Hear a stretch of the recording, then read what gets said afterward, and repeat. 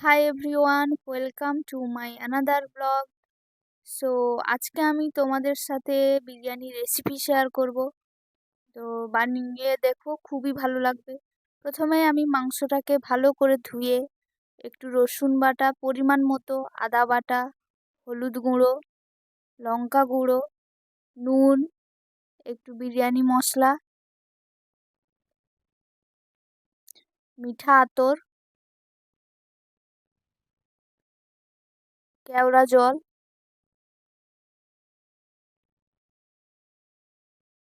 টক দই সবই পরিমাণ মতোই দেব।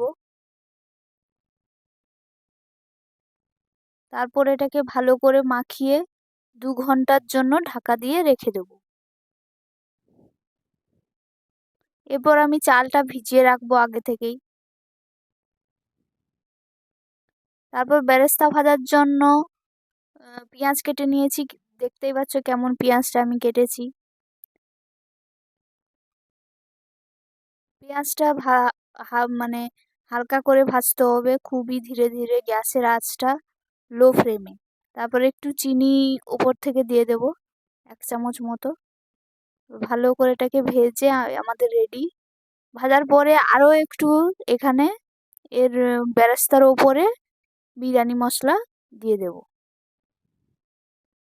তারপর আলুটা আমি সিদ্ধ করে নিয়ে ভালো করে ভেজে নিচ্ছি।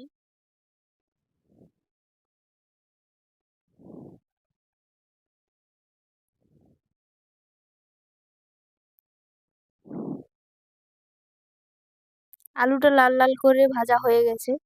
তারপর ওই তেলেই পরিমাণ মতো একটু পেঁয়াজ দিয়ে, নুন দিয়ে, তারপর ওই যে মাখানো মাংসটা ছিল ওইটা দিয়ে দেব।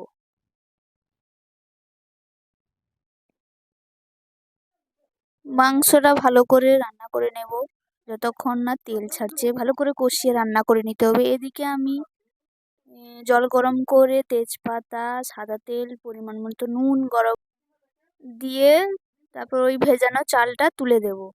চালটা আমি 70% মতো সিদ্ধ করে নেব। আর এদিকে মাংসটা আমার রান্না হয়ে গেছে, সেদ্ধও খুব সুন্দর হয়েছে।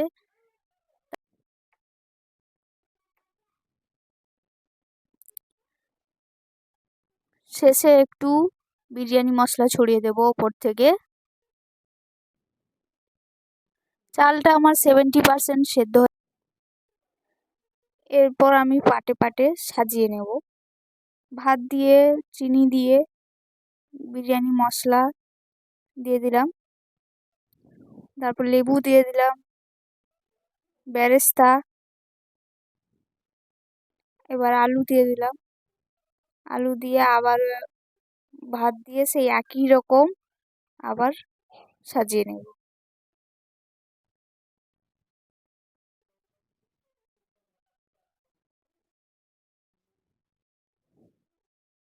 কেওড়া জল, গোলাপ জল, টক দই,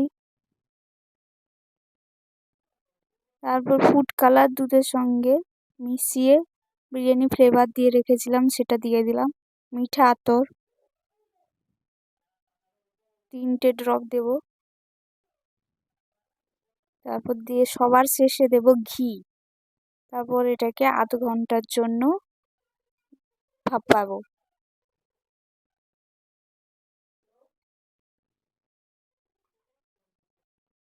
আধ ঘন্টা হয়ে গেছে। এবার বিরিয়ানি আমাদের রেডি। খুব সুন্দর হয়েছে, ভাব খুব সুন্দর গন্ধও বেরিয়েছে। এবার গরম গরম সার্ভ করুন।